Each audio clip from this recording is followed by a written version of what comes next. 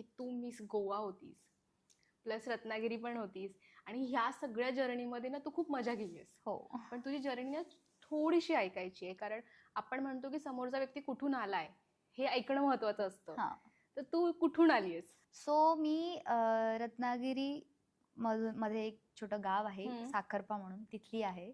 आणि आधी मी खूप टॉमबॉय वगैरे होते. सो मी असा कधी विचार पण नव्हता केला की मी अशी कधी होईन. कारण मला क्रिकेटमध्ये, थ्रोबॉलमध्ये, कबड्डीमध्येच पुढे जायचं होतं. काय सो मी म्हणते? डेड अपोजिट होते या गोष्टीच्या.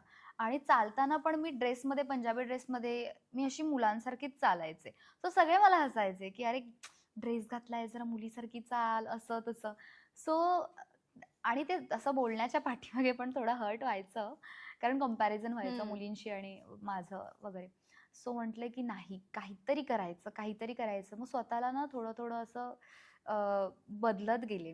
मग जेव्हा कॉलेजमध्ये गेले ना, तेव्हा मला सगळे म्हणायला लागले की तू ना मिस फ्रेशर्ससाठी उतर, तू ब्युटी क्वीनसाठी उतर, रोज क्वीनसाठी उतर वगैरे, असं कॉम्पिटिशन्समध्ये उतर. हम्म. सो पहिल्याच कॉम्पिटिशनमध्ये मी मी मी विनर होते. आणि मग सगळ्यांचं असं झालं की अरे बापरे, तुला तर जमतंय, तू कर. असं म्हणता म्हणता मी थोडे थोडे थोडे कॉम्पिटिशन्स पुढे गेले.